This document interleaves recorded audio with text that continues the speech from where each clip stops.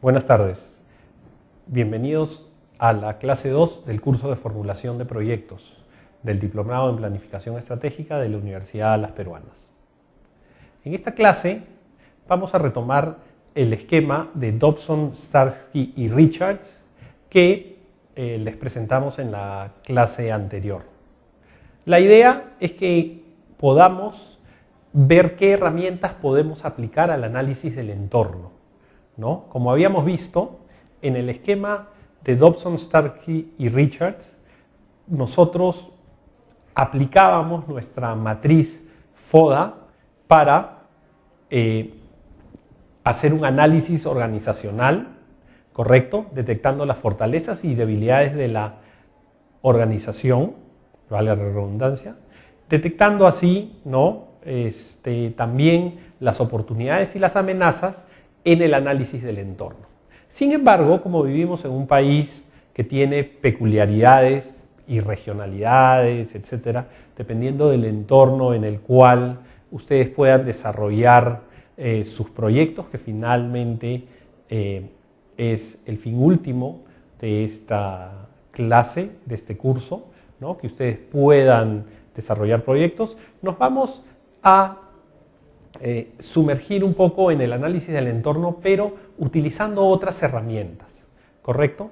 Para ello, tal como hemos apreciado en el esquema anterior, es importante saber cuál es la definición de un stakeholder.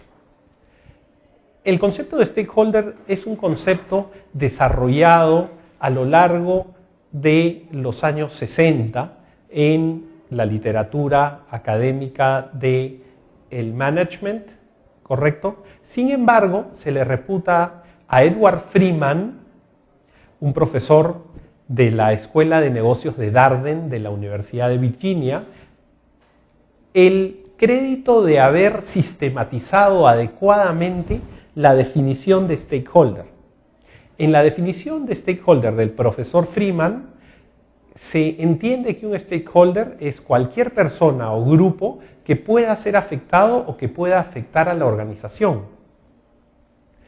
Hoy en día, correcto, el concepto de stakeholder, partiendo de la base de la definición del profesor Freeman, ha sufrido algunas transformaciones, algunos desarrollos, y es así que, por ejemplo, tenemos una definición moderna de stakeholder de un documento de la Corporación Financiera Internacional, IFC, perteneciente al grupo del Banco Mundial. En esta definición, que ustedes encontrarán en el documento Relaciones con la Comunidad y otros actores sociales, Manual de prácticas recomendadas para las empresas que hacen negocios en mercados emergentes, publicado en Washington en mayo del 2007, ustedes van a encontrar que la definición de stakeholder recogida en este documento es aquel o aquellos actores sociales que son las personas o grupos de personas directa o indirectamente afectados por un proyecto, y las personas o grupos de personas que pueden tener intereses en un proyecto o la capacidad para influir en sus resultados de una manera positiva o negativa, o ambas cosas. Los actores sociales pueden ser comunidades o personas afectadas a nivel local y sus representantes, oficiales y extraoficiales, autoridades de gobierno a nivel nacional o local, políticos, líderes religiosos, organizaciones de la sociedad civil y grupos con intereses especiales, los círculos académicos u otras empresas. Como ven, ha habido un desarrollo importante, ¿no es cierto?, que ha llevado la teoría de los stakeholders a ser una teoría importante en la aproximación no solamente del desarrollo de las empresas, sino de las instituciones y la manera de hacer negocios.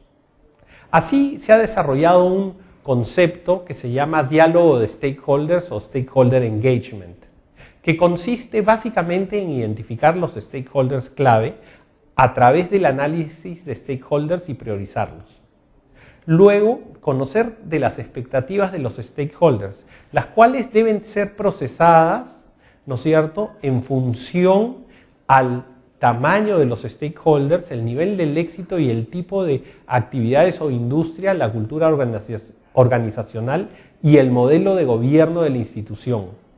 Y a partir de ahí acercarse a los stakeholders y entablar un diálogo con ellos.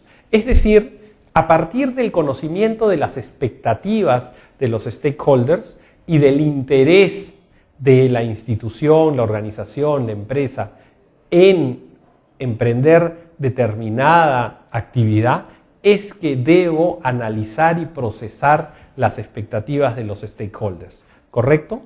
A fin que podamos atender a estos stakeholders en la medida de su relevancia y en la medida del nivel de poder que detentan, ¿correcto? Estos conceptos nos sirven para hacer un análisis del entorno en el Perú, que como hemos dicho, se basa en el documento de Dobson, Starsky y Richards, que hemos presentado en la anterior clase. ¿Cómo analizo el entorno del Perú?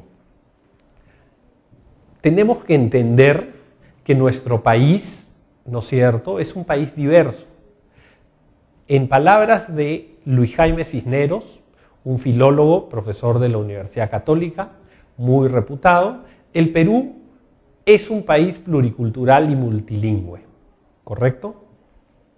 Asimismo, el Perú, según el censo del INEI del año 2007, es un país en el cual habitan 28.220.764 peruanos.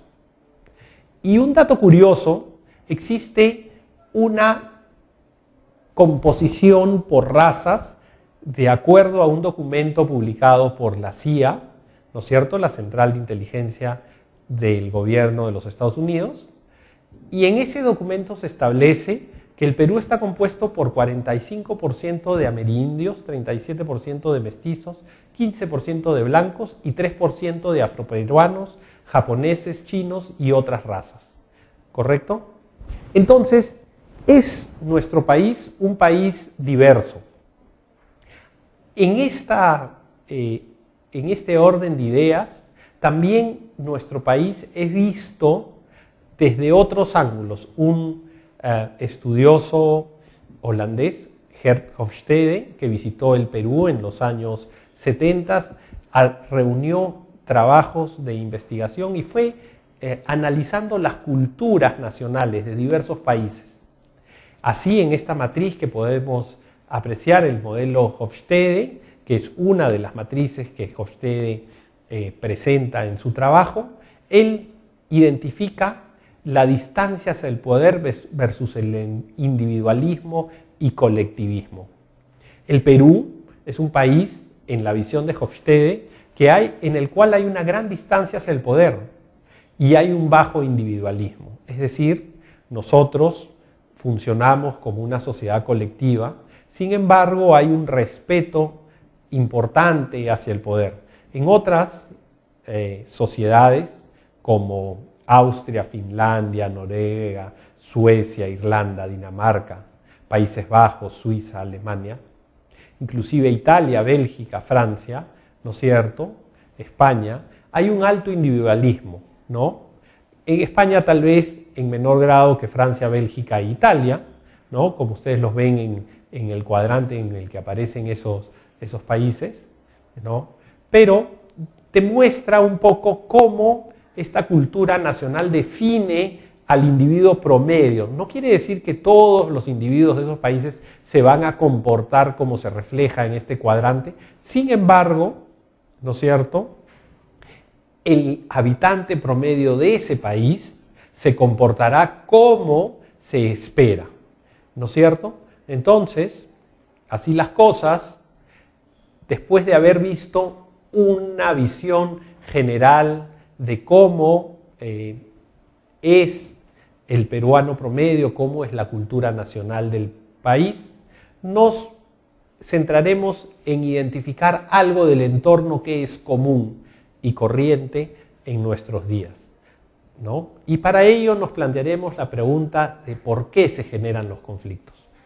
Bueno, en esencia existen varias maneras de abordar el conflicto. Pero debemos entender que principalmente los conflictos se deben a temas de percepción y comunicación, ¿correcto? Como ustedes pueden ver, para una de las partes, en la diapositiva ahí, el gráfico demuestra que es un 6, para otra de las partes es un 9. Lo que una parte entiende como una cosa, la otra parte lo entiende como otra cosa. Y esto puede dar lugar a un conflicto. En un modelo de análisis de conflicto, de las causas del conflicto desarrollado por Marta Rodríguez, nosotros podemos ver que el conflicto tiene causas en los hechos, en recursos escasos, en necesidades, en valores, en la relación entre las partes, en la estructura. Todo esto da lugar a las causas del conflicto. ¿Pueden las causas concurrir todas a la vez o alguna de ellas? Y esto nos permitirá a nosotros analizar efectivamente de dónde proceden los conflictos. Como ustedes recordarán, lo que estamos analizando es cuál es el entorno de la organización, ¿no es cierto? Y la organización que puede estar bajo análisis debe entender que se desenvuelve en una sociedad y en esta sociedad efectivamente pueden desarrollarse conflictos, ¿correcto? Entonces, como les decía, este marco teórico para analizar las causas del conflicto puede ser muy útil para analizar un conflicto, un problema que más adelante, cuando estemos desarrollando nuestro proyecto, quisiéramos entender a efectos de poder darle una solución. Otro marco teórico simple que nos permite entender el conflicto es el triángulo del conflicto. El triángulo del conflicto es simple, efectivamente, basado en los trabajos del profesor Galtung, publicado en 1969, y en ellos uno puede entender un conflicto, ¿correcto?, analizando las actitudes de los actores, ¿correcto?, y el contexto, que pueden estar en un nivel de intereses subyacentes, es decir, no son un comportamiento observable y por lo tanto percibible por aquellas personas que están lidiando o analizando el conflicto. Existe también en otro vértice un componente que se llama comportamientos. Para analizar un conflicto es pues conveniente determinar cuáles son las actitudes, cuál es el contexto y cuáles los comportamientos, teniendo en cuenta que puede haber parte del conflicto que es observable, pues se da un comportamiento observable, pero que puede haber intereses subyacentes, lo que comúnmente se denomina la agenda oculta, ¿correcto? Así las cosas, es importante entender que el conflicto puede dar origen a dos manifestaciones, la violencia y la cooperación. En la violencia, ciertamente, será más difícil llegar a una solución armónica, pero no es esto imposible. La violencia es simplemente el escalamiento del conflicto y en el caso de la cooperación, ¿correcto?, la cooperación pueden pues ambas partes o las múltiples partes que se encuentren en conflicto trabajar en pos de una solución.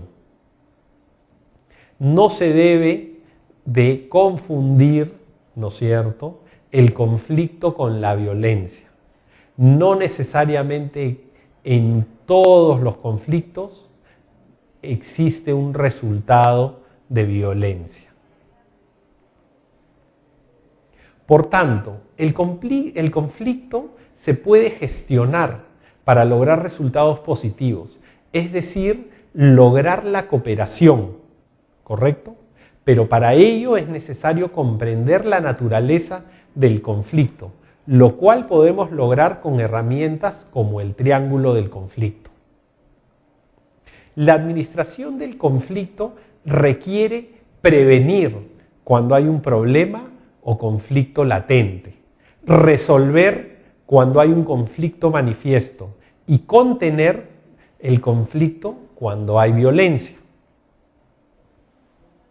Así, hemos presentado dos herramientas, ¿no?, que pueden ser de utilidad en el caso de encontrarnos analizando un conflicto.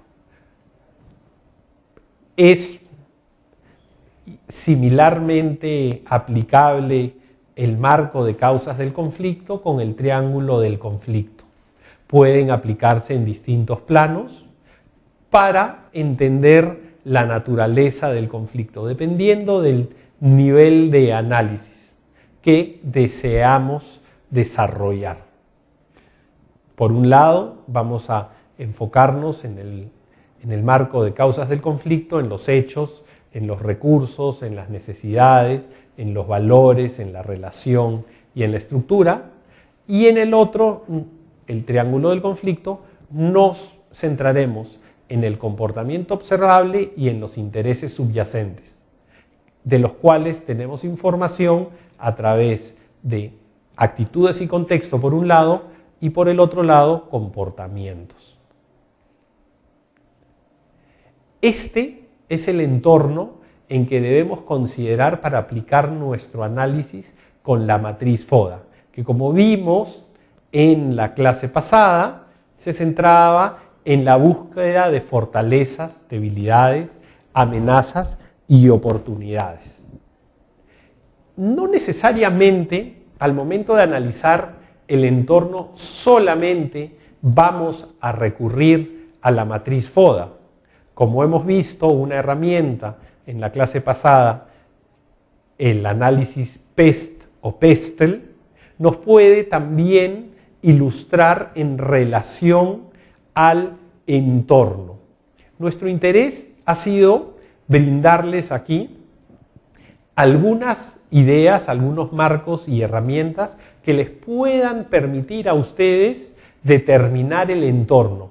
Debemos de comprender que no solamente se da la realidad que resulta de la norma legal. La realidad oficial dista mucho de lo que muchas veces ocurre en el campo. Y por lo tanto, lo que podemos reflejar en nuestra matriz desde una realidad de un ámbito territorial determinado puede resultar totalmente diferente desde otro ámbito territorial. Así las cosas, lo que nosotros buscamos es que en el momento de desarrollar los elementos para nuestra matriz FODA, ustedes puedan plantear en la matriz todas las herramientas de análisis que resulten pertinentes. Y en cualquiera de estos cuadrantes de la matriz FODA podría darse el caso que ustedes reflejen algún análisis o algún subgrupo de análisis desarrollado tanto con el análisis PESTEL, con el triángulo del conflicto o con el marco de causas del conflicto. Lo importante es que el diagnóstico sea apropiado, ¿no es cierto? Y por lo tanto, al ser apropiado, será pertinente para posteriormente trasladarlo a lo que nosotros queremos finalmente desarrollar, que es un proyecto, que lo desarrollaremos con la metodología del marco lógico. Sin embargo, la matriz FODA constituye una herramienta que nos va a proveer de insumos para trabajar la matriz del marco lógico. Sin embargo, a su vez, otras herramientas de análisis nos pueden proveer de insumos para desarrollar nuestra matriz FODA. Como lo hemos dicho anteriormente, en algunos casos podrá hacer un análisis Pestel, ¿no es cierto? También podría darse el caso de utilizarse el análisis de gap o alternativamente podría, para un caso concreto que desee desarrollar cualquier interesado, podría ser el análisis de causas del conflicto o el triángulo de Galton. Bueno, eso ha sido todo por esta clase. Muchas gracias.